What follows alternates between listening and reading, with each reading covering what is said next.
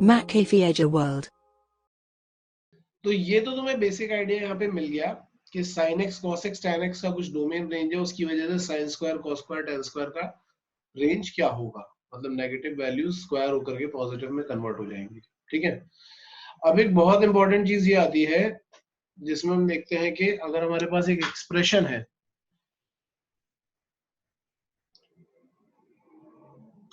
Range of a sin theta plus b cos theta, इसका range क्या होगा, जरा सोच के बताओ पहले।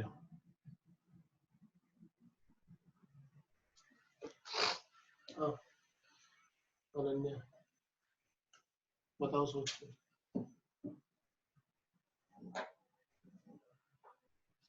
a sin theta plus b cos theta, और सोच करके कुछ भी बताओ जो भी दिमाग में आए, भले ही गलत भी आ रहा होगा तो गलत भी बताओ, चलेगा।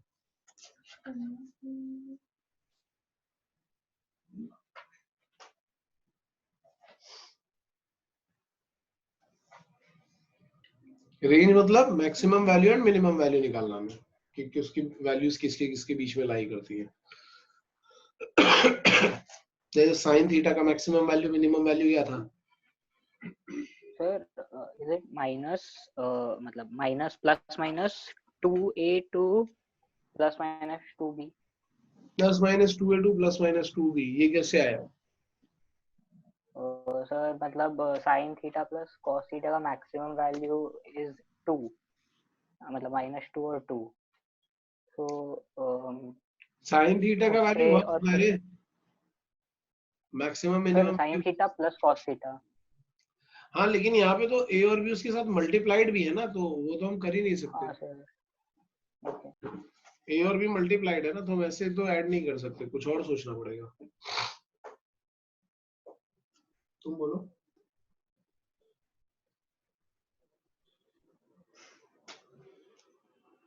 साइन थीटा का मैक्सिमम मिनिमम वैल्यू क्या हो सकता है? -1 एंड +1। कॉस थीटा का मिनिमम मैक्सिमम वैल्यू क्या हो सकता है? वही -1 +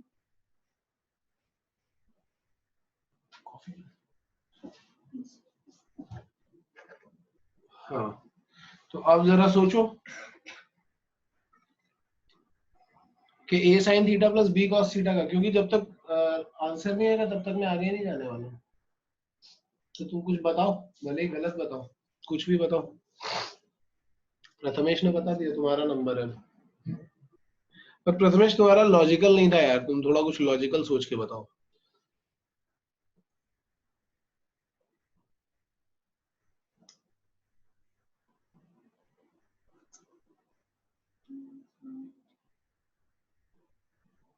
आंसर सही था। नहीं, आंसर सही नहीं था और लॉजिकल भी नहीं था। गलत आंसर तो गलत ही होगा, पहले तुम लोग जब बताओगे अटेम्प्ट करोगे ना कुछ गलत ही करोगे, बट लॉजिकली गलत करो।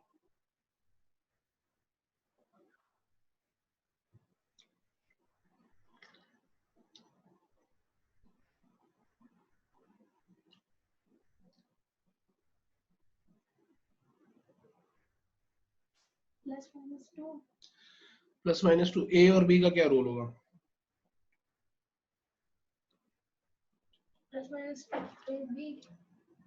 +-2ab मल्टीप्लाई थोड़ी ना हो रहे हैं, a तो cos थीटा के साथ मल्टीप्लाई हो रहा है ना, ये तो sin थीटा के साथ, सॉरी।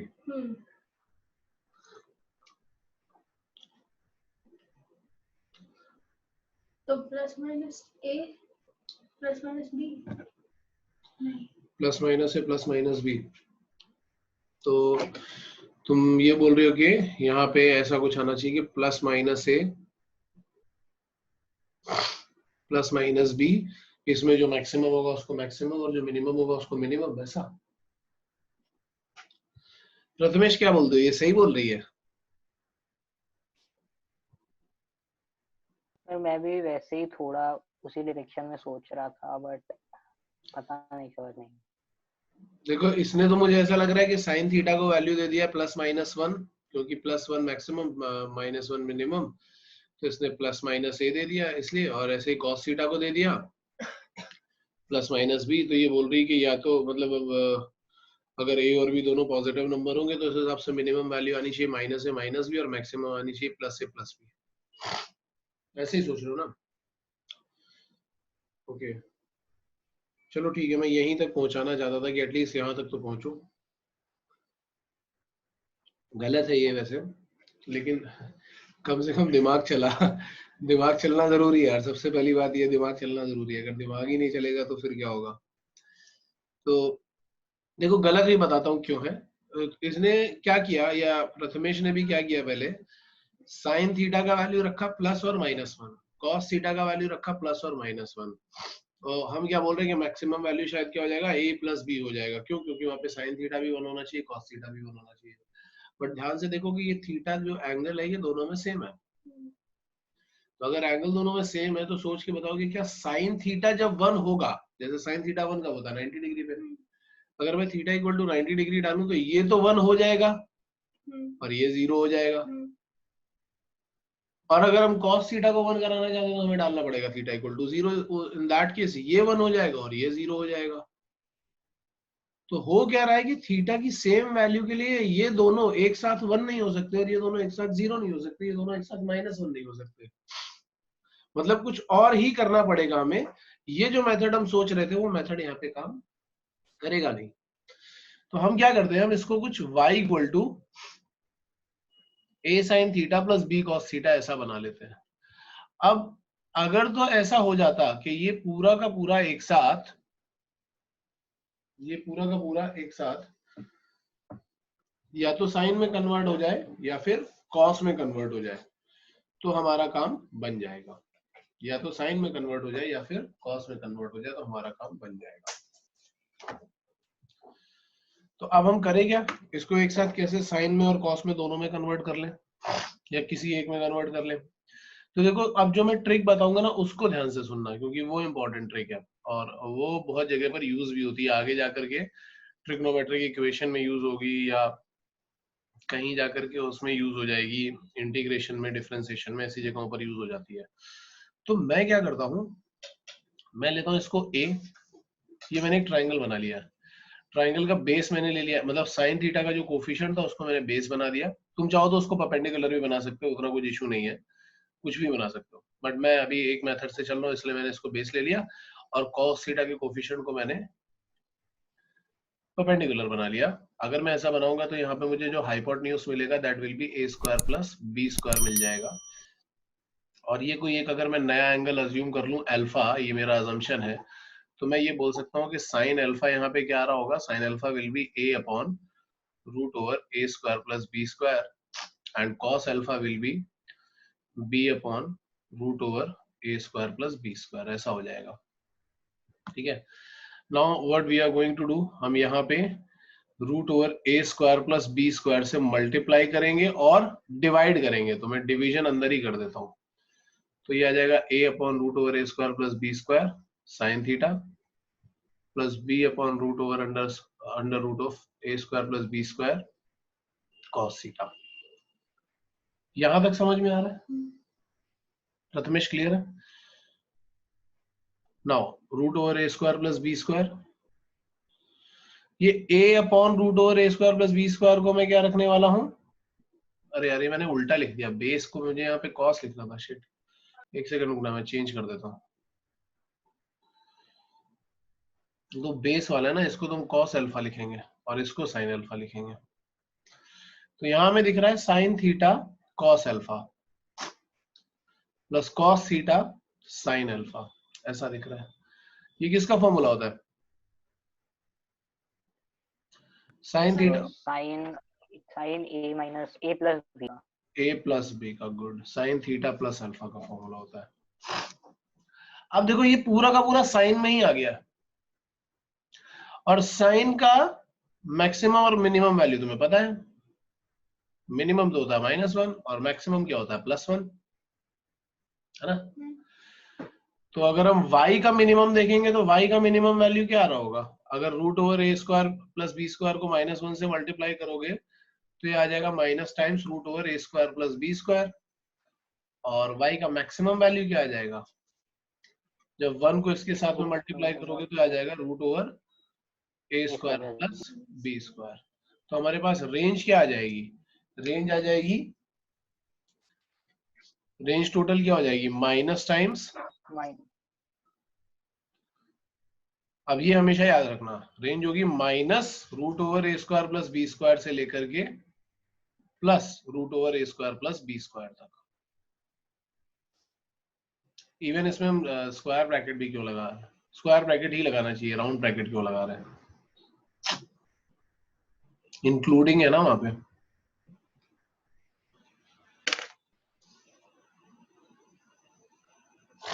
ठीक है, तो इसको नोट करो यार जल्दी से, फिर हम लोग आगे चलते हैं क्वेश्चंस पे।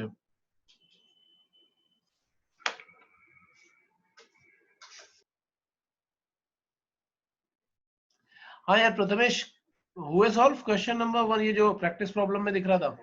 यस सर, मेरा सिर्फ फर्स्ट और फिफ्थ में। फर्स्ट और फिफ्थ हुआ या नहीं हुआ? फर्स्ट का फिफ्थ नहीं आया, बाकी सब आ गए। फर्स्ट का फिफ्थ नहीं आया, ये वाला आ गया, ये लास्ट वाला 6 वाला जो दिख रहा था, इसका क्या रेंज आया? Sir 1 to 11। 1 to 11, very good. और क्वेश्चन नंबर 1 के फर्स्ट का कितना आया, बताते जाओ एक बार। सर उसका 1 to 5। 1 to 5, good. इसका सेकंड का -2 to 4। गुड। थर्ड का 5 to 7। 5 to 7, good. और वो भी 1 to 11 भी करेक्ट है। तो चलो हम लोग क्वेश्चन, ये तो क्योंकि सीधे सीधे ही थे, इसमें sin x का वैल्यू -1 + 1 रखोगे, यहाँ पे -1 + 1 रखोगे, यहाँ 0 और 1 रखोगे, तो ये तो आराम से हो जाते हैं। और 6 वाले क्वेश्चन में बस हमें ये ओपन करना था, तो ये भी आराम से हो जाता।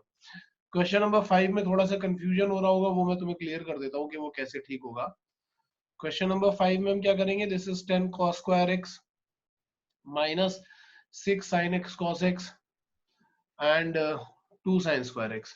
अब प्रॉब्लम क्या हो रही है, प्रॉब्लम ये हो रही है कि यार ये यहाँ पे cos भी है, यहाँ पे sin भी है, दोनों फंक्शन एक साथ में आ रहे हैं, और दूसरी बात कहीं पे स्क्वायर है, कहीं पे स्क्वायर नहीं है। तो हम क्या करते हैं, पहले तो हम इसको 2 थीटा वाले टर्म में लेकर के जाते हैं। 10 cos square x को मैं लिख दूंगा 10, सॉरी नॉट 10, इसको लिखूंगा मैं 5 × 2 cos square x, ऐसा लिख सकता हूँ। इसको मैं लिख सकता हूँ 3 × 2 sin x cos x, और 2 sin square x को एज इट इज लिखा रहने देते हैं। तो अभी जब आगे जाओगे तो क्या हो जाएगा, 5 × 2 cos square x को हम cos 2 थीटा में कन्वर्ट करेंगे, तो ये क्या हो जाएगा 1 + cos 2x। यहाँ पे आ जाएगा 3 times sin 2x, और 2 sin square x क्या हो जाएगा 1 - cos 2x। अब देख लो, तो ये तुम्हें दिख रहा होगा 5 + 5 cos 2x -3 sin 2x + 1 - cos 2x। तो ये 5 + 1 बनेगा 6, 5 cos 2x - cos 2x हो जाएगा 4 cos 2x -3 sin 2x। अब हमें क्या दिख रहा है, 6 तो अलग दिख गया, यहाँ पे क्या दिख रहा है, a cos theta + b sin theta, बस b का वैल्यू -3 है, बट उससे भी कोई फर्क नहीं पड़ता, b स्क्वायर करोगे तो वही हो जाएगा। तो जब हम इसका रेंज निकालेंगे, that is root over a square plus b minus times root over a square plus b square, तो क्या आएगा -5, और मैक्सिमम वैल्यू क्या आ रहा होगा +5। तो y का जब हम मिनिमम वैल्यू देखेंगे तो हमें क्या मिलेगा, 6 - 5 दैट इज 1, और y का मैक्सिमम देखेंगे तो क्या मिलेगा, 6 + 5 दैट इज 11। आई थिंक ये क्लियर होगा प्रथमेश? गुड, नोट कर लो इसको फटाफट, फिर आगे चलते हैं। हाँ, अब इसके बाद चलते हैं वो जो 1 + 2 sin x + 3 cos square x था, उस पे चलते हैं। ठीक है, नेक्स्ट पेज पे। So it is the second part of the question, 1 + 2 sin x + 3 cos square x। तो यहाँ पे क्या करेंगे, अब यहाँ पे तो देखो, अगर हम इसको 2 थीटा के फॉर्म में ले भी जाए तो ये नहीं जाने वाला 2 थीटा के फॉर्म में, ये अलग ही अपना कुछ बना हुआ है, और साइन भी हो रहा है और कॉस भी हो रहा है। हम एक काम करते हैं, पूरे को साइन में कन्वर्ट कर लेते हैं, हम कैसे कन्वर्ट करेंगे, इसको लिखा हमने 1, अभी ये सब y के इक्वली लिख रहा हूँ, 1 प्लस 2 साइन x और 3 cos स्क्वायर x को लिखूंगा 3 into 1 minus sine square x। तो मुझे यहाँ पे मिलेगा 1 plus 2 sine x plus 3 minus 3 sine square x। Simplify करोगे तो it is 4 plus 2 sine x minus 3 sine square x, sorry 3 पता नहीं क्यों नहीं लिखा, 3 साइन स्क्वायर x। तो अब देखो ये तुम्हें कुछ क्वाड्रेटिक फॉर्म जैसा लग रहा है। अगर मैं यहाँ पे साइन x को ले लेता हूँ t, तो सिंपल सी बात है कि t कैसा हो जाएगा, फिर -1 से +1 लाई कर रहा होगा, बस इतना ही होगा। और ये क्वाड्रेटिक कैसी बन जाएगी, y equal to 4 plus 2t minus 3t square. तो ये तुम्हारे पास क्या हो गया, अब हमें किसकी रेंज निकालनी है, we have to find the range of a quadratic function in a given domain. तुम लोगों को याद होगा मैंने बताया था क्वाड्रेटिक का रेंज कैसे निकालते हैं। तो क्वाड्रेटिक का रेंज निकालने के लिए हम क्या करेंगे कि अगर वो गिवन डोमेन की बात कर रहा है, मतलब वो -1 से +1 तक इसको रिस्ट्रिक्ट करना चाहता है, तो हमने यहाँ पे -1 बना लिया, यहाँ पे +1 बना लिया। अभी हम पहले ये देखेंगे कि इसका जो वर्टेक्स है क्या वो -1 से +1 के बीच में लाई कर रहा है या नहीं कर रहा है। तो उसका वर्टेक्स क्या आएगा, यहाँ पे तुम क्लियरली देखो, तुम्हें दिख रहा है a equal to -3, b equal to 2 and c equal to 4। और -b/2 देखेंगे वर्टेक्स के x कोऑर्डिनेट के लिए, तो इट इज -2/2 इंटू -3, तो इट विल बी 1/3। 1/3 इसके बीच में लाई कर रहा है, ठीक है। दूसरी बात ये है कि ये ओपनिंग डाउनवर्ड ग्राफ है क्योंकि इसका a नेगेटिव है और 1/3 इसके बीच में लाई कर रहा है। तो सिंपल सी बात है कि जो मैक्सिमम वैल्यू होगी वो तो यहीं पे आएगी, 1/3 पे ही आएगी। तो हम बोल देंगे कि हाँ भाई मैक्सिमम वैल्यू अगर तुम्हें निकालनी है तो तुम या तो 1/3 सब्स्टिट्यूट कर दो या फिर वहां पे -d/4a का वैल्यू निकाल लो। तो ये तो मैक्सिमम, क्योंकि ओपनिंग डाउनवर्ड ग्राफ बन रहा होगा कुछ इस तरीके का। अब यहाँ पे हम देखेंगे कि मिनिमम वैल्यू किस पे है, दोनों में से किसी एक पे हो सकती है, हम ये देखेंगे मिनिमम वैल्यू किस पे है, वो एक अलग बात है, बट मैक्सिमम वैल्यू तो इस पे ही होगी, तो श्योर है। तो -d निकालोगे तो क्या हो जाएगा, b² - 4ac अपॉन 4a। तो ये माइनस तो कैंसिल हो जाएगा और हमें क्या वैल्यू मिल रही होगी यहाँ पे वैल्यू हमें मिल रही होगी 4, इधर ये 4 - 3 क्या बन जाएगा, प्लस, दोनों का माइनस प्लस हो जाएगा, तो ये हो जाएगा 48 अपॉन 4 इंटू 3 कितना आ जाएगा 12, तो इट विल बी 52/12। 4 से डिवाइड करोगे तो इट इज 13/3। ये आ गया इसका मैक्सिमम वैल्यू। और मिनिमम वैल्यू निकालने के लिए हमें क्या करना पड़ेगा, f1 और f-1 निकालना पड़ेगा। तो अगर मैं f1 निकालूं, f1 का मतलब क्या हुआ, यहाँ पे 1 डाल दो, t का वैल्यू 1 डाल दो, तो ये आ जाएगा 4 + 2 - 3। तो 4 + 2 - 3 करोगे तो 3 आ जाएगा। और f(-1) निकाल लो, f(-1) निकालोगे तो कितना आ जाएगा 4 - 2 - 3, तो 4 - 2 - 3 करोगे तो -1 आ रहा होगा। तो मिनिमम वैल्यू कहाँ पे आएगा, f(-1) पे। तो हम बोल देंगे कि y मिनिमम, अब क्वाड्रेटिक के अकॉर्डिंग क्या होता है, minimum of f1 and f-1। ये याद है ना सब जो मैंने बताया था तुम लोगों को क्वाड्रेटिक में। तो अब दोनों में मिनिमम कौन सा आ रहा है, -1 आ रहा है, so the value is this. तो कभी कभी क्या होता है ना, जेईई में क्वेश्चन ऐसा भी आ जाता है जिसमें तुम्हें क्लियरली दिखाई पड़ रहा होगा कि क्वाड्रेटिक बनती हुई दिखाई पड़ रही है यहाँ पे हमें। अच्छा यार, एक चीज पता है मेरे से बीच में स्किप हो गई थी, वो था sin 5 थीटा। ठीक है, sin 5 मतलब 5 थीटा वाले फॉर्मूले तो नहीं होते हैं, क्वेश्चन कभी कभी आ जाते हैं, तो जरा उनको भी हम देख लेते हैं। मतलब उसमें क्या होता है, हमसे क्या पूछा जाता है वो मैं बता रहा हूँ। हमसे पूछी जा सकती है sin 18 डिग्री की वैल्यू, हमें याद रखनी पड़ती है sin 18 डिग्री, cos 18 डिग्री, ठीक है, sin 36 डिग्री, cos 36 डिग्री, ये सारे वैल्यूज हमसे पूछे जा सकते हैं। तो हम क्या करते हैं, इसके लिए हमें यूज करना पड़ता है 5 थीटा वाला फॉर्मूला। तो वो अभी हम लोग यहाँ पे करने वाले हैं, ठीक है, वो भी हम लोग देख लेते हैं क्योंकि इसको छोड़ने का कोई सेंस तो है नहीं, क्वेश्चन कभी कभी इस पे आ ही जाता है डायरेक्टली, तो हम पहले ये भी देख लेते हैं। ओके,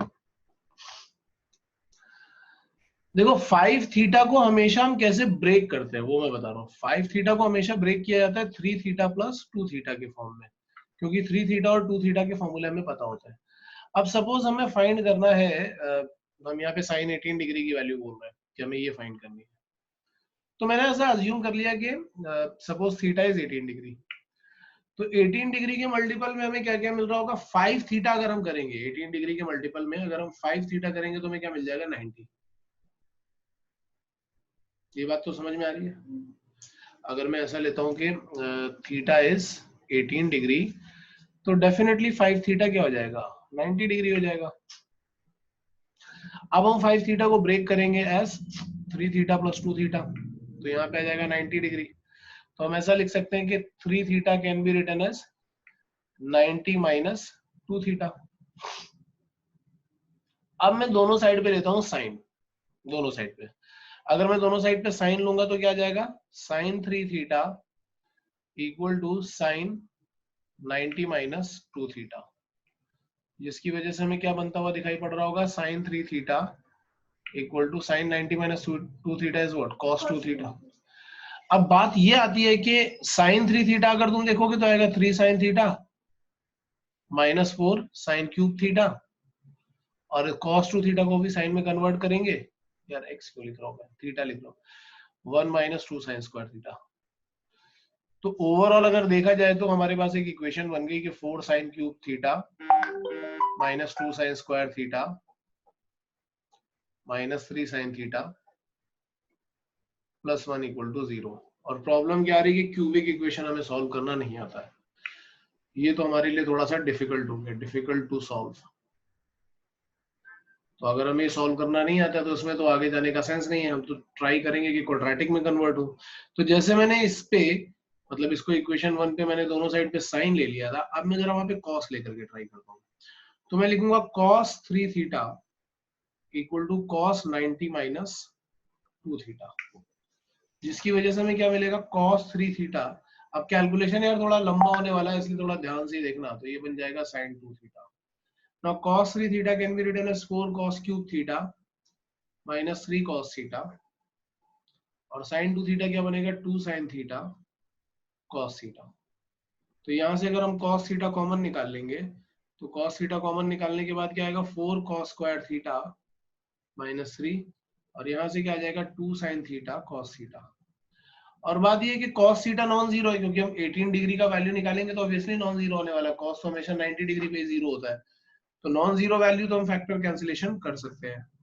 क्यों कर सकते हैं, क्योंकि cos 18 डिग्री नॉन जीरो होता है, ये हमें पता है। नॉन जीरो फैक्टर्स को ही कैंसिल किया जा सकता है, हमेशा याद रखना। तो अब ये इक्वेशन हमें क्वाड्रेटिक बन जाएगी, लेकिन यहाँ पे cos है और यहाँ पे साइन है, तो हमें एक काम करते हैं, इसको साइन में कन्वर्ट कर लेते हैं। तो ये बन जाएगा 4 माइनस 4 साइन स्क्वायर थीटा, यहाँ पे 1 माइनस साइन स्क्वायर थीटा करके minus 3 equal to 2 sine theta. सारे टर्म्स एक साइड पे ले लो, तो सारे टर्म्स एक साइड पे लोगे तो क्या बनेगा, 4 sine square theta plus 2 sine theta minus 1 equal to 0। सबको मैं एक साइड पे ले आया। अब यहां से अगर मैं साइन थीटा का वैल्यू कैलकुलेट करूंगा तो वो साइन थीटा का वैल्यू मुझे क्या मिलेगा, minus B plus minus root over B square minus 4 B square, तो सॉरी मैंने गलत लिख दिया है,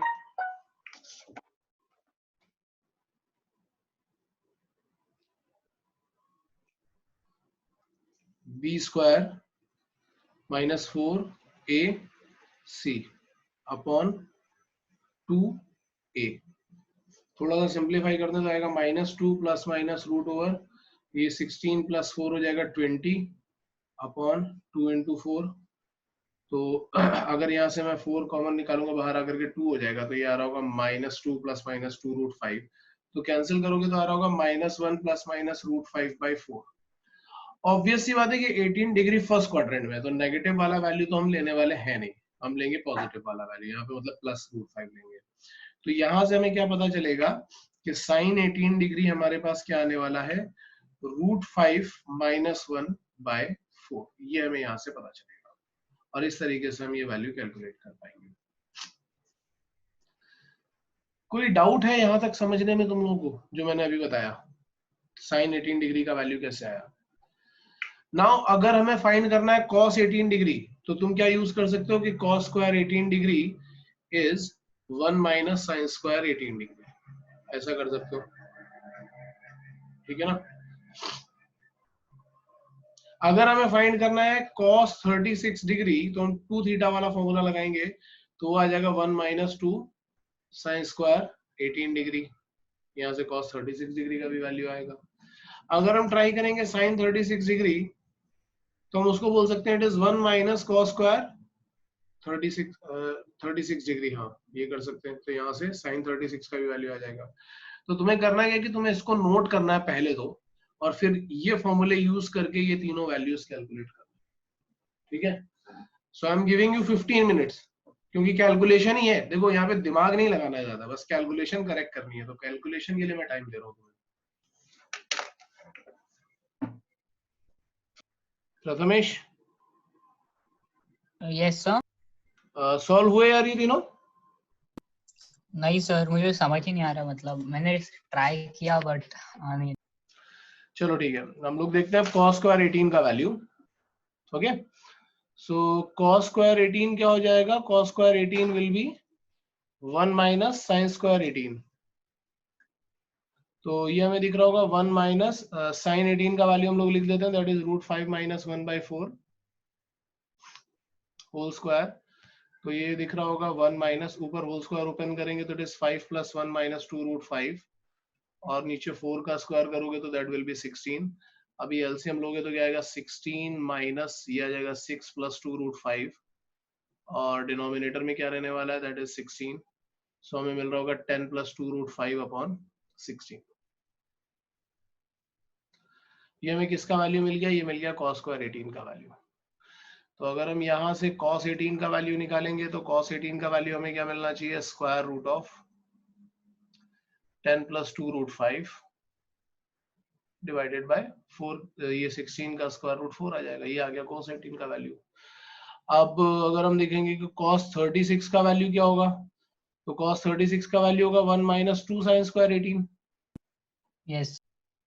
सो हम यहाँ पे करेंगे 1 माइनस 2 साइन स्क्वायर 18 का वैल्यू तो तुम्हें पता है 5 प्लस 1 माइनस 2√5 अपॉन 16।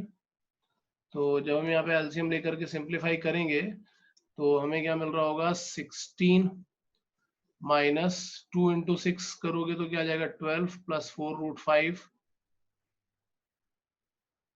अपॉन 16। सो ये कितना हो जाएगा? 4 प्लस 4√5 अपॉन 16। 4 कॉमन निकाल के कैंसिल करेंगे तो cos 36 का वैल्यू हमें क्या मिलेगा? √5 प्लस 1/4।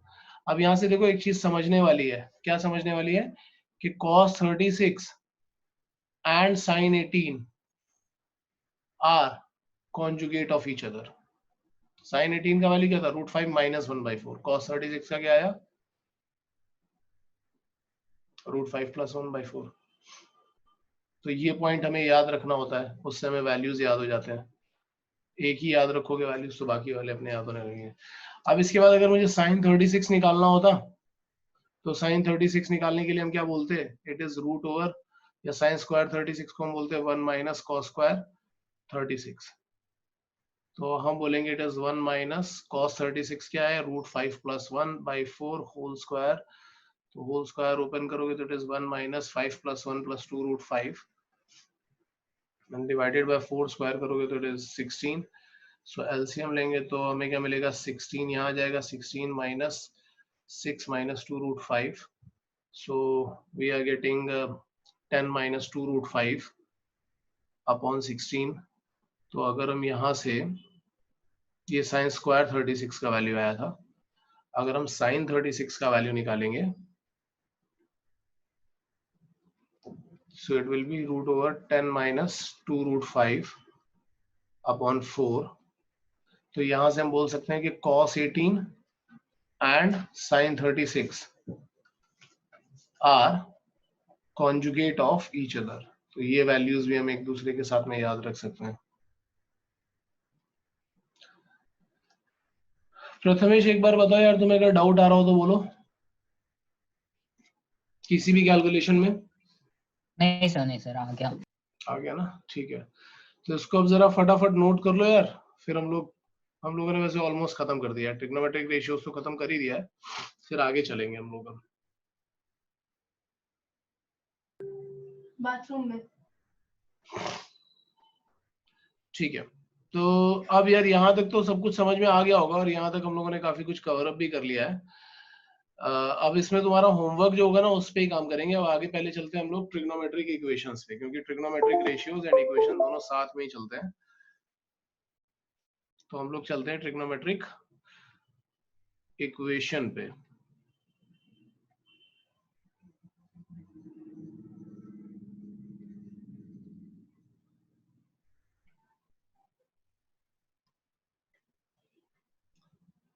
अच्छा, ट्रिग्नोमेट्रिक इक्वेशन क्या होगा? अभी तक तो हम लोगों ने जो भी कुछ देखा उसमें सब एक्सप्रेशन ही चल रहा था। ट्रिग्नोमेट्रिक इक्वेशन हो जाएगा कुछ, यार एक सेकेंड, ये ट्रिग्नोमेट्रिक ट्रोगोनोमेट्रिक हो गया। तो ट्रिग्नोमेट्रिक इक्वेशन क्या होगा? जहां पे भी इक्वलिटी का साइन आता है, एक साइड पे कुछ अननोन होता है, दूसरी साइड पे कुछ नोन होता है, उसी को हम ट्रिग्नोमेट्रिक इक्वेशन, मतलब जैसे इक्वेशन हम बोलते थे पहले वैसे ही इक्वेशन यहाँ पे बनेगा। मतलब यहाँ पे क्या होगा, साइन थीटा, जैसे इक्वेशन की फॉर्मेट बता रहा हूँ, तो इक्वेशन का फॉर्मेट कुछ ऐसा होगा जैसे मैंने बोल दिया sine theta equal to half, एक एग्जांपल ये हो गया, या फिर हो गया cos थीटा इक्वल टू 1/3, या tan थीटा इक्वल टू 2। इस तरीके के जो एग्जांपल्स होंगे ना, tan थीटा इक्वल टू 2, या कभी ऐसा हो सकता है कि sin square theta plus 3 sin theta equal to या प्लस 2 इक्वल टू 0, ऐसा कुछ बना लिया। मतलब बेसिक आइडिया ये है कि एक साइड पे कुछ नोन क्वांटिटी होगी और एक साइड पे कुछ अननोन क्वांटिटी होगी, और हमें उसको सॉल्व करना होगा। उस तरीके से हमारे पास ट्रिग्नोमेट्रिक इक्वेशन बनेगा, क्योंकि इक्वेशन में हमेशा ऐसे ही होता है कि एक साइड पे कुछ नोन होना चाहिए और दूसरे साइड पे कुछ अननोन होना चाहिए, फिर हम कैलकुलेट करेंगे और आंसर निकालेंगे। तो इससे पहले जो क्वेश्चन चल रहे थे उसमें जनरली या तो एक्सप्रेशन का वैल्यू निकालना था या एक्सप्रेशन को किसी पर्टिकुलर वैल्यू के इक्वल प्रूव करना था, ये चल रहा था। यहाँ पे क्या होगा, यहाँ पे इक्वेशन दी होगी और यहाँ पे हमें सॉल्व करना पड़ेगा इसको, और सॉल्व करके हम आंसर निकालेंगे। ठीक है, तो इसमें जाने से पहले मैं कुछ कुछ स्टैंडर्ड बताना चाहता हूँ कि कुछ स्टैंडर्ड रिजल्ट होंगे जो हमें फॉलो करने पड़ेंगे। जैसे स्टैंडर्ड रिजल्ट में कौन से स्टैंडर्ड रिजल्ट हैं?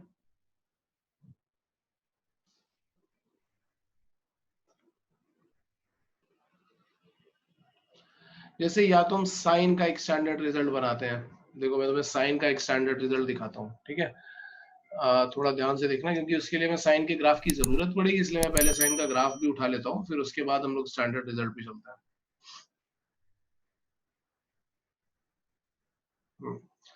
तो मैं यहाँ से एक साइन का ग्राफ उठा लेता हूँ और एक एग्जाम्पल के थ्रू तुम्हें एक्सप्लेन करता हूँ।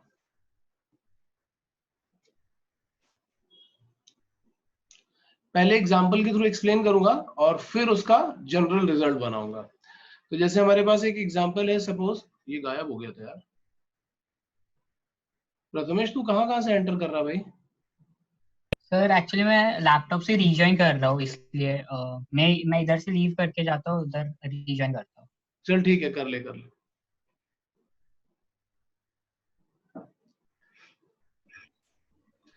हाँ आ गया ना? यस। ठीक है, तो अब मैं जैसे एक एग्जांपल दिखा रहा हूँ कि सपोज हमारे पास लिखा हुआ है sine theta equal to sine half, not sine half, sine theta equal to half, ऐसा लिखा हुआ है सपोज। तो मुझे पता है कि हाफ किसका वैल्यू होता है, मुझे पता है कि हाफ होता है वैल्यू साइन ऑफ π/6 का, ये तो पता ही है ना। अब जरा ग्राफिकली देखते हैं, ग्राफिकली थोड़ा सा और पिक्चर क्लियर होगा तुम लोगों को। अभी हमने ये ग्राफ बना लिया, तुमने पहले ये ग्राफ देखा हुआ होगा। इस ग्राफ में देखो, अगर मैं बोलूं कि हाफ वैल्यू कहाँ लेगा, 0 से 1 के बीच में यहाँ कहीं हाफ वैल्यू आना चाहिए। और अगर हाफ में मैं एक लाइन बनाऊं तो देखना, ये लाइन इसी ग्राफ को बहुत सारी जगहों पर कट कर रही होगी, ये ऐसे। मतलब अगर मैं बोलता हूँ कि हाफ कहाँ होगा, तुम बोलोगे हाँ सर वो π/6 पे होगा।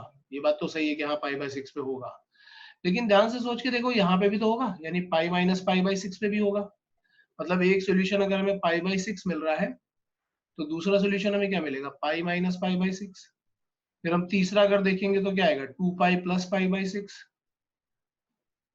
फिर हम चौथा देखेंगे तो हमें क्या मिलेगा 3 पाई minus pi by 6 and so on, हमें इनफाइनाइटली मैनी सॉल्यूशन मिल रहे हैं। तो हम क्या बोल सकते हैं, this equation has infinitely many solution. ठीक है, अच्छा, और सॉल्यूशन का भी अगर हम पैटर्न देखेंगे तो क्या हो रहा है, 0 plus pi by 6, pi minus pi by 6, 2 pi plus pi by 6, 3 pi minus pi by 6। मतलब पाई के इवन मल्टीपल होते हैं तब प्लस हो जाता है, और जब पाई के ऑड मल्टीपल होते हैं तो यहाँ पे माइनस करना पड़ता है। तो अगर हम यहां से बनाए तो हमें मिलेगा theta equal to n pi plus minus 1 raise to the power n pi by 6। ऐसा मैंने क्यों लिखा, क्योंकि जब इवन मल्टीपल होगा तो ये अपने आप प्लस बन जाएगा, और जब ऑड मल्टीपल होगा तो ये अपने आप माइनस बन जाएगा। तो ये जो सॉल्यूशन मैंने लिखा ना, मतलब ऐसे तो इनफाइनाइटली मैनी सॉल्यूशन लिख रहे थे, मैंने n के फॉर्म में लिख दिया। तो जब मैं इसको n के फॉर्म में लिखता हूं तो मैं बोलता हूं कि ये क्या है, ये है इसका जनरल सॉल्यूशन। जनरल सॉल्यूशन की डेफिनेशन क्या होगी कि हम उसका जनरल टर्म लिख देंगे, इनफाइनाइटली मैनी सॉल्यूशंस का जनरल टर्म लिख देंगे। तो general solution is always in terms of n, और यहाँ पे हम बोलेंगे कि where n belongs to integers, general solution is what, general term of all the solution. मतलब इसमें सारे के सारे सॉल्यूशन रिप्रेजेंट हो जाते हैं। अब दूसरा था स्टैंडर्ड सॉल्यूशन। स्टैंडर्ड सॉल्यूशन कौन सा होता है, 0 से 2 पाई के बीच में जो सॉल्यूशन लाई कर रहे होंगे। तो 0 से 2 पाई के बीच में एक ये लाई कर रहा है और एक ये लाई कर रहा है। तो अगर मैं बोलता हूं कि theta equal to pi by 6 and pi minus pi by 6, तो इसको हम बोलते हैं स्टैंडर्ड सॉल्यूशन। स्टैंडर्ड सॉल्यूशन कहीं कहीं पे प्रिंसिपल सॉल्यूशन भी बोला जाता है, प्रिंसिपल सॉल्यूशन। तो ये प्रिंसिपल सॉल्यूशन कौन से होते हैं, when theta is lying between 0 to 2 pi. 0 से 2 पाई के बीच में जो सॉल्यूशन आएंगे उनको हम स्टैंडर्ड सॉल्यूशन या प्रिंसिपल सॉल्यूशन बोल देते हैं। तो कभी कभी क्वेश्चन में हो सकता है वो तुमसे जनरल सॉल्यूशन, मोस्टली तो जनरल सॉल्यूशन की बात करते हैं, लेकिन कभी ऐसा हो सकता है कि तुमसे स्टैंडर्ड पूछ ले, या कभी 0 से पाई का सॉल्यूशन पूछ ले। तो तुम्हें बेसिक आइडिया है कि तुम्हें जनरल सॉल्यूशन फाइंड करना है, और उसी को यूज करके तुम्हें बाकी सारे सॉल्यूशन फाइंड करना है। ये समझ में आ रहा है प्रथमेश? ठीक है। तो देखो जैसे यहां पे हमने साइन थीटा के लिए लिया, तो sine theta equal to sine alpha था, where alpha is a known value. तो अब आगे जो हम स्टैंडर्ड बनाने वाले हैं ना, उसमें हम क्या करेंगे, हम थीटा को ले रहे हैं कि थीटा अननोन वैल्यू है, और अल्फा को ले रहे हैं कि अल्फा नोन वैल्यू है, जैसे यहां पे दिख रही थी। ठीक है, अब अगर हमारी इक्वेशन, अब हम एक साइड पे लिखेंगे इक्वेशन किस तरीके की होगी, और दूसरे साइड पे लिखेंगे कि उसका सॉल्यूशन किस तरीके का होगा। और जितने भी सॉल्यूशन निकल रहे हैं सब ग्राफिकल सॉल्यूशन ही है, हमेशा याद रखना। हम किसी को भी ग्राफ के मेथड से डिराइव कर सकते हैं। अब जैसे इक्वेशन आई हमारे पास, इक्वेशन आती है sine theta equal to sine alpha, तो हम क्या बोलेंगे, it will be theta equal to N pi plus minus 1 raise to the power N alpha. और ये वाला जो जनरल सॉल्यूशन लिखा जा रहा है यहाँ पे n बिलोंग्स टू इंटीजर होगा, ये हमेशा याद रखना है। ठीक है, अच्छा एक चीज और देखना ग्राफ में, क्योंकि पॉजिटिव वैल्यू थी तो ये 0 से पाई के बीच में कट कर रहा था हमेशा। अगर नेगेटिव वैल्यू होता तो पाई से 2 पाई के बीच में कट करता। तो तुम्हें वो 0 से पाई और 2 पाई वाला फंडा याद होना चाहिए। 0 से पाई कौन सा होता है, फर्स्ट एंड सेकंड क्वाड्रेंट होता है, यहाँ 0 से पाई होता है, और पाई से 2 पाई कौन सा होता है, थर्ड एंड फोर्थ क्वाड्रेंट होता है। तो पॉजिटिव के लिए हमें फर्स्ट एंड सेकंड क्वाड्रेंट में साइन पॉजिटिव होता है, हमें पता है, इसलिए वहां सॉल्यूशन मिल रहा है। नेगेटिव के लिए हमें कहाँ मिलता है, थर्ड और फोर्थ क्वाड्रेंट में मिलता है, मतलब इधर मिल रहा होता सॉल्यूशन। ठीक है, इसलिए साइन साइन का सॉल्यूशन हमें इस फॉर्म में मिल रहा है। अब अगर हम ऐसे कॉस का बनाते ना, cos theta equal to cos alpha, तो हमें सॉल्यूशन मिलता है 2n pi plus minus alpha, और कॉस के ग्राफ से डिराइव भी किया जा सकता है। ठीक है, पॉजिटिव वैल्यू होगी तो फर्स्ट एंड फोर्थ क्वाड्रेंट में मिलेगी, नेगेटिव वैल्यू होगी तो थर्ड एंड सेकंड क्वाड्रेंट में मिलेगी।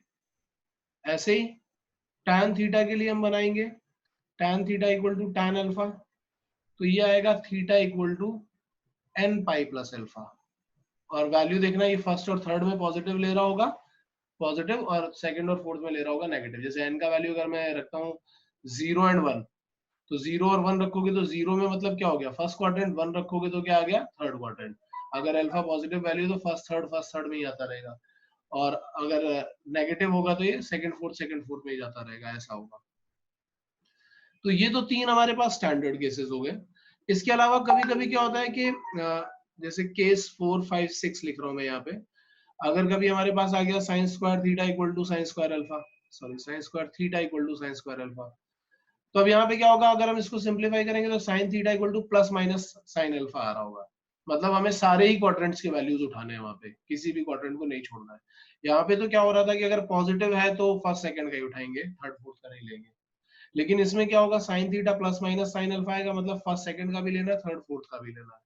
ऐसे ही अगर cos square theta equal to cos square alpha आ गया तो भी हमें वही काम करना है। tan square theta equal to tan square alpha आ गया तो भी हमें वही काम करना है। तो मतलब इन तीनों इक्वेशंस का एक ही सोल्यूशन आता है, that is n pi plus minus alpha. और n pi plus minus alpha क्यों कर दिया, क्योंकि हमें चारों क्वाड्रेंट उठाने थे, इसलिए हमने सोल्यूशन इस फॉर्म का बना दिया। क्लियर है प्रथमेश? देन आगे चलते हैं, कुछ कुछ और स्टैंडर्ड केस। हाँ बोलो।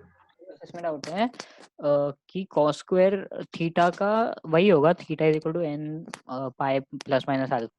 हाँ तीनों का ही वही होगा, तीनों का वही क्यों होगा, देखो अगर मैं cos theta equal to cos alpha लेता हूं और अगर अल्फा पॉजिटिव है तब तो ऑब्वियस सी बात है, ये जो वैल्यू ही अगर पॉजिटिव है तब तो ऑब्वियस सी बात है कि थीटा का वैल्यू फर्स्ट फोर्थ में लाई करना चाहिए, फर्स्ट में और फोर्थ में, और अगर ये नेगेटिव है तो सेकंड और थर्ड में। लेकिन जब तुम यहाँ स्क्वायर रूट लोगे तो प्लस वाला भी लेना और माइनस वाला भी लेना, यानी कि चारों क्वाड्रेंट्स उठाने, तो हमने इसलिए n pi plus minus alpha directly कर दिया। इसके बाद क्या आ जाता है, कभी कभी जैसे वो पूछ लेगा साइन थीटा इक्वल टू 0, तो उसका डायरेक्ट सोल्यूशन हम क्या बोल देते हैं, थीटा इक्वल टू n पाई, क्योंकि हमें डायरेक्टली पता है, हमें फिर उतना फॉर्मूला लगाने की जरूरत नहीं है, हमें डायरेक्टली पता है। अगर कोई हमें पूछ लेगा कि साइन थीटा इक्वल टू 1, तो साइन थीटा इक्वल टू 1 कहाँ पे होता है, पाई बाई 2 पे, या फिर 2 पाई प्लस पाई बाई 2। तो इसका सोल्यूशन जो हम बनाते हैं वो जनरल सोल्यूशन होता है 2n pi plus pi by 2, या इसको और सिंप्लीफाई करोगे तो ये आ जाएगा 4n प्लस 1 पाई बाई 2। ठीक है, साइन थीटा इक्वल टू, अच्छा ये सारे सॉल्यूशन यहां से भी बन सकते हैं, लेकिन मैं स्टैंडर्ड कुछ अलग से बना करके दिखा रहा हूं। अगर साइन थीटा इक्वल टू -1 आ गया तो हम इसको बोलेंगे कि क्या होगा, 2n pi minus pi by 2, क्योंकि ये कहां पे होना चाहिए, नेगेटिव पाई एक्सिस पे होना चाहिए। तो थीटा का वैल्यू यहां से आने लगता है 4n माइनस 1 पाई बाई 2। इसी तरीके से अगर cos थीटा का वैल्यू अगर आ गया 0, तो हमें पता होता है कि थीटा क्या हो जाता है, 2n plus 1 pi by 2, odd multiple होना चाहिए पाई बाई 2 का। cos थीटा अगर हो गया 1, तो cos थीटा 1 कहां पे होता है, पॉजिटिव एक्स एक्सिस पे, यानी कि थीटा क्या हो जाएगा, 2n पाई हो जाएगा। और अगर cos थीटा हो गया -1, तो cos थीटा इक्वल टू -1 का सोल्यूशन होगा theta equal to 2n, odd multiple हो जाएगा, यानी 2n प्लस 1 पाई हो जाएगा। ठीक है, तो ये कुछ केसेस बन गए हैं। ऐसे हम tan थीटा का भी केस बना सकते हैं। अगर tan थीटा 0 होगा तो यहाँ पे मतलब ये जो थीटा इक्वल टू n पाई आया है, ये sin थीटा इक्वल टू 0 और tan थीटा इक्वल टू 0 दोनों के लिए अप्लाई होता है, ये वाला, क्योंकि tan भी 0 वही होता है जहाँ पे sin 0 होता है। तो ये कुछ स्टैंडर्ड केसेस हैं जो हमारी हेल्प करेंगे सॉल्यूशन फाइंड करने में। और सॉल्यूशन फाइंड करने में दो तरीके के सॉल्यूशन है, एक जनरल सॉल्यूशन है और एक स्टैंडर्ड सॉल्यूशन है, वो हमें याद रखना होता है। ठीक है, तो अब इसको तुम लोग नोट करो, बोलो प्रथमेश। हाँ सर, हो गया ट्राई। ठीक है, तुम्हारा कहाँ तक हुआ, चलो एक एक करके यार देखते हैं हम लोग फटाफट। फर्स्ट वाले का बिल्कुल सिंपल है, तुमने लिखा होगा sine theta equal to sine pi by 3, तो यहां से आ जाएगा theta equal to n pi plus -1 raise to the power n pi by 3। ठीक है, सेक थीटा है, अगर हम इसको कॉस में कन्वर्ट कर लेंगे तो हमारे पास क्या आ जाएगा, cos 2 थीटा इक्वल टू -√3/2। हम देखेंगे कि cos का वैल्यू कहाँ पे -√3/2 होता है, तो हम बोलेंगे it is cos 2 theta equal to cos of 5 pi by 6। तो यहाँ से आएगा 2 theta equal to 2n pi plus minus 5/6 plus minus 5/6। So जब हम यहाँ पे वैल्यू निकालेंगे तो हमें थीटा का वैल्यू मिलेगा n pi plus minus 5/12। Then आएंगे tan थीटा पे, और tan थीटा का वैल्यू है 2। अब बात ये है कि हमें ये पता नहीं होता कि tan थीटा 2 कहाँ पे होता है। तो जब हमें ये नहीं मालूम होता कि tan थीटा, जब भी कभी ऐसा केस आ जाए कि जब तुम्हें ना मालूम हो कि वो थीटा कहाँ पे 2 होता है, तो तुम इसको ऐसे लिख सकते हो कि tan of tan inverse 2, मतलब alpha is an angle where tan theta is 2, तो हम इसको tan of tan inverse 2 करके लिख सकते हैं। और ऐसे केस में जब सॉल्यूशन निकालोगे तो ये आएगा n पाई प्लस अल्फा, और अल्फा यहाँ पे क्या है, tan inverse 2। तो कभी भी ऐसा वैल्यू आ जाए जो हमें नहीं पता, उसको हम ऐसे सॉल्व कर सकते हैं। Then we are going next for cos square theta.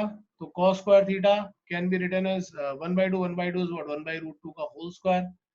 So we can call it as cos square theta equal to cos square pi/4. तो cos square pi/4 मतलब क्या हो जाएगा, theta equal to n pi plus minus pi/4, क्योंकि cos square वाला case बन गया है। क्लियर है? Then we are going for tan theta sec theta, दो दिख रहे हैं, हम इसको एक में कन्वर्ट कर लेते हैं, tan में कन्वर्ट कर लेते हैं, तो ये आ जाएगा 4 tan square theta equal to 3।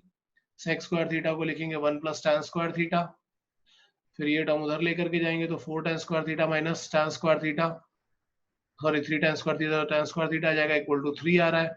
So we can write it as tan square theta equal to √3 का होल स्क्वायर, यानी tan स्क्वायर pi/3 लिखा जा सकता है। So now we can write it as theta equal to n pi plus minus pi/3। Sir उससे ये भी कर सकते हैं ना, 4 sin square theta is equal to 3। हाँ वो भी कर सकते हो, तो वहां से भी sin स्क्वायर थीटा वही आ रहा होगा, sin स्क्वायर pi/3। समझा?